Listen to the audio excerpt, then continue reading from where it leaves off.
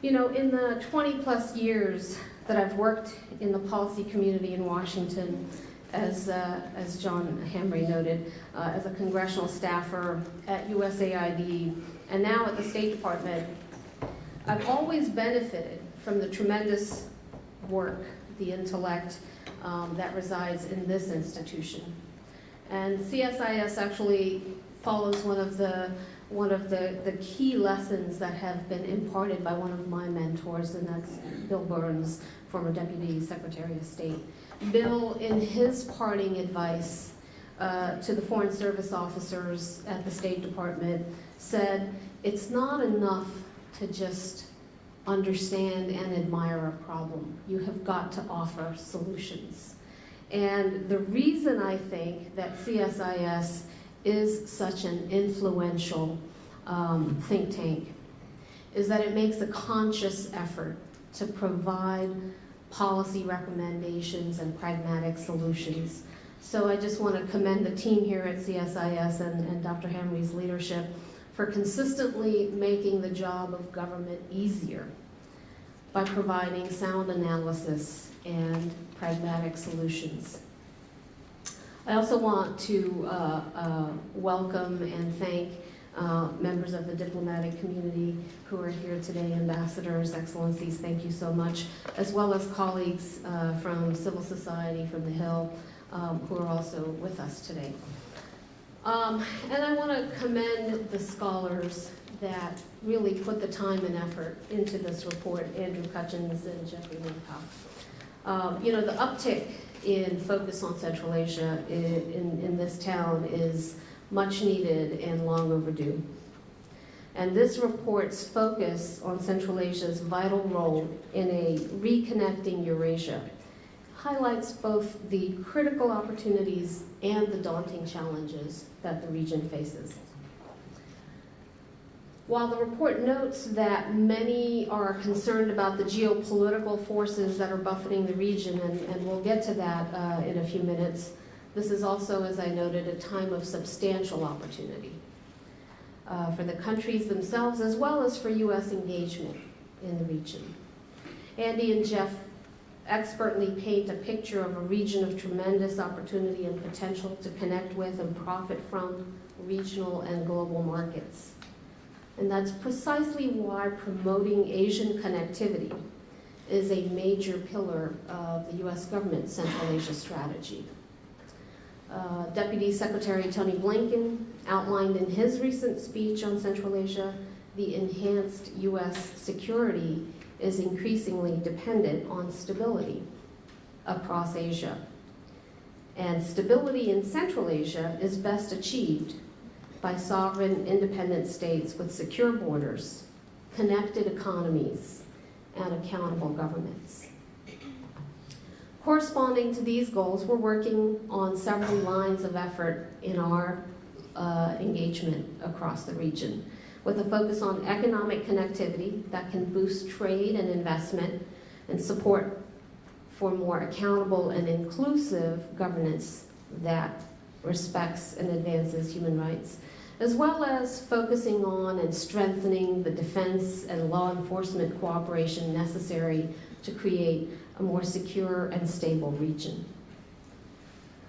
Now, for much of our history, the world's most sought-after resources came from and moved through the countries of modern-day Central Asia.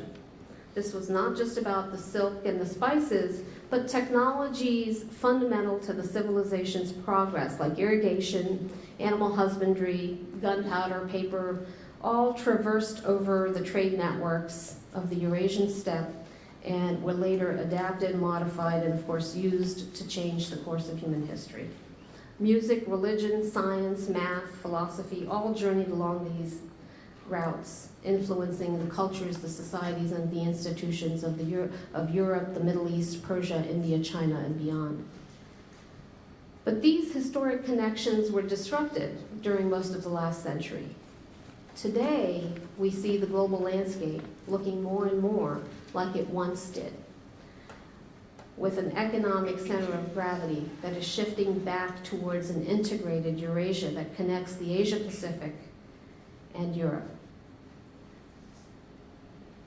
So the independent and sovereign states of Central Asia are once again seeking to link and supply these hungry markets to their east, to their west, to their north, and to their south. However, and I think the report also focuses on this, in order for a region to be more connected, these countries are going to need to take some significant steps to remove barriers to trade and to boost infrastructure.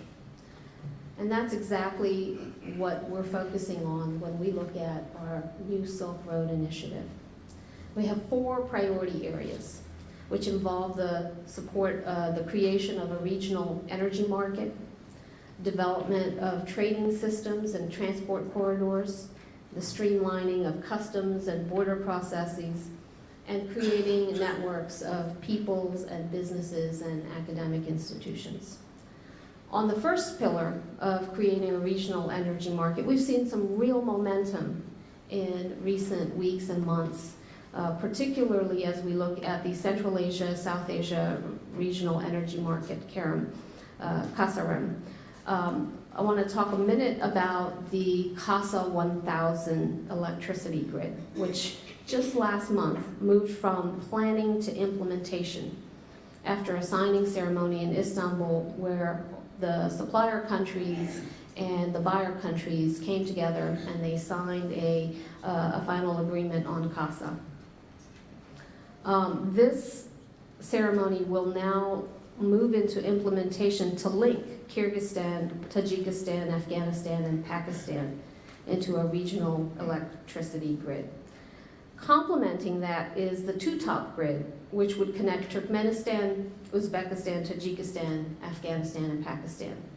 Eventually, the plan for the countries of Central Asia is to extend these grids into India, where hundreds of millions still lack reliable access to electricity and where Central Asian energy can provide a much needed commodity to the South Asian market. Efforts to promote rules-based trade and develop transport corridors are the other aspect of the New Silk Road strategy. And we are working very intensively with Kazakhstan, for example, on its plans for WTO accession, which we hope will be completed later this year. Tajikistan is looking to join Afghanistan and Pakistan in a trade and transit agreement, which they have made some progress in moving forward.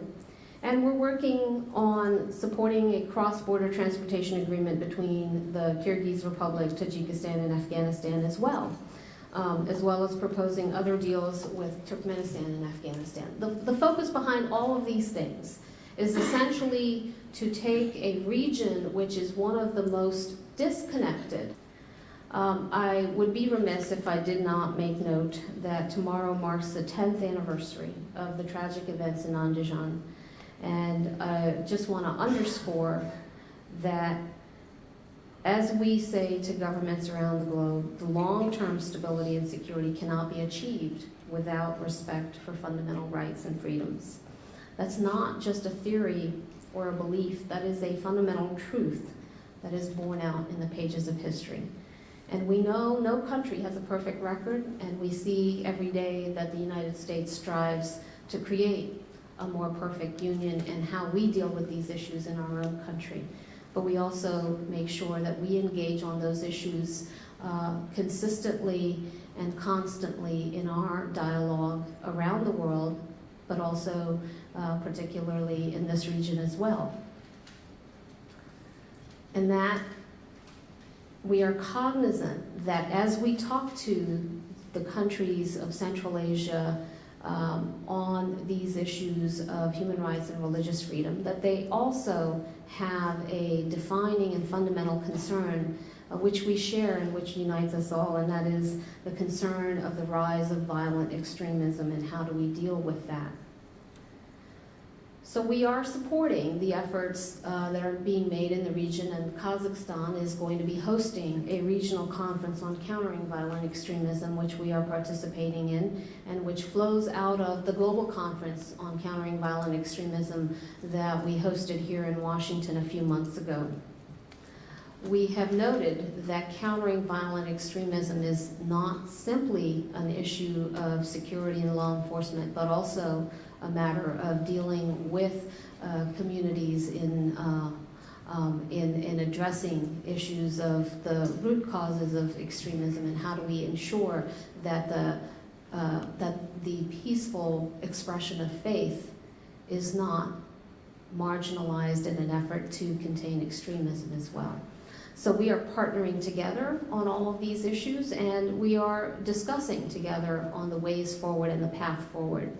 But we're also deepening our cooperation on the security and law enforcement aspect by strengthening border security, working to deepen partnerships with law enforcement to counter narcotics flows and combat terrorism in a region that is increasingly concerned about those issues, and to ensure that we can advance stability and security. And there's a particular focus on all of this as we look at the security transition in Afghanistan.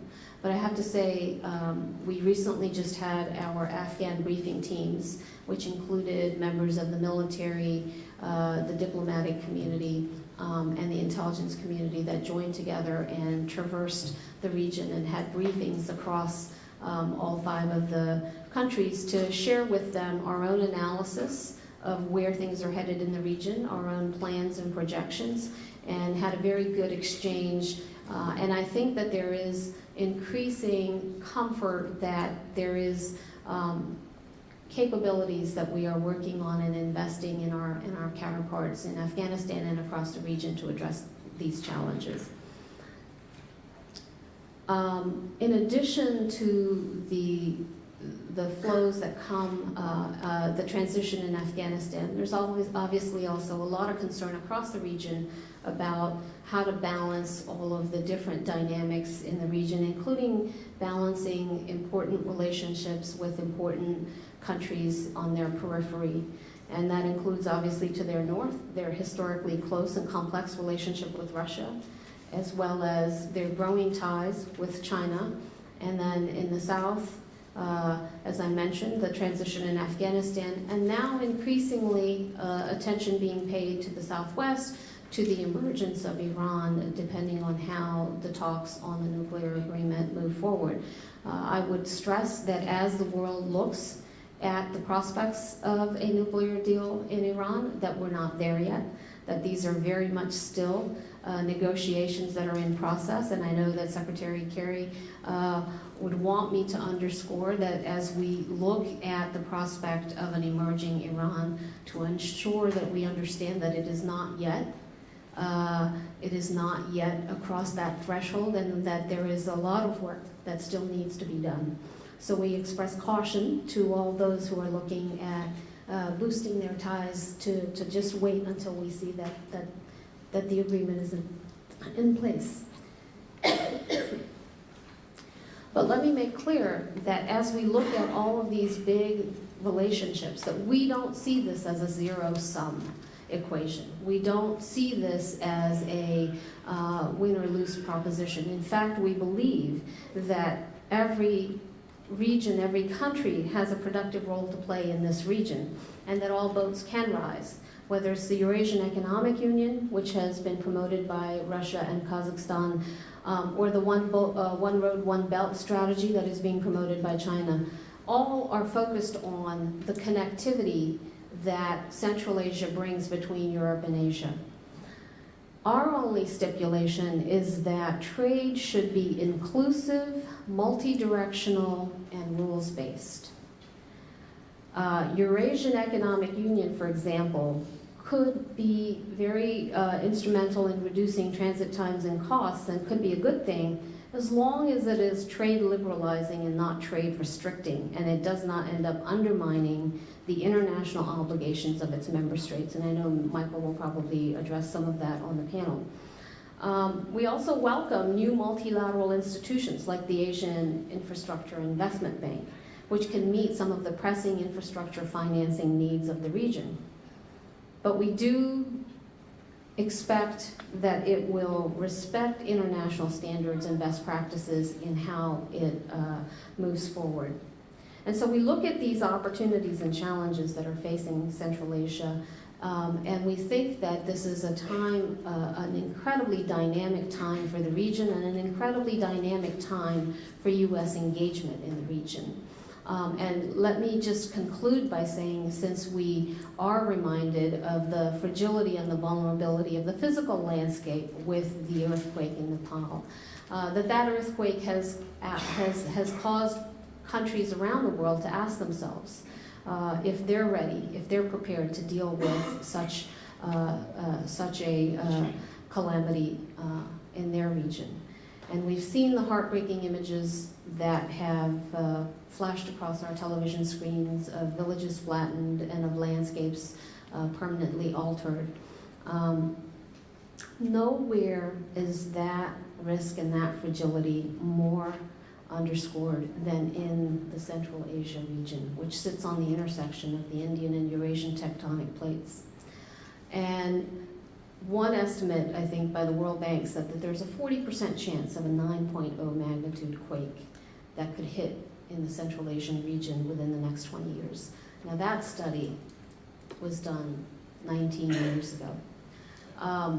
Just to underscore that we are mindful that as we engage with these countries on the areas of opportunity, that we also need to be focusing on building the resilience and the preparedness to deal with these kinds of issues that challenge all of us.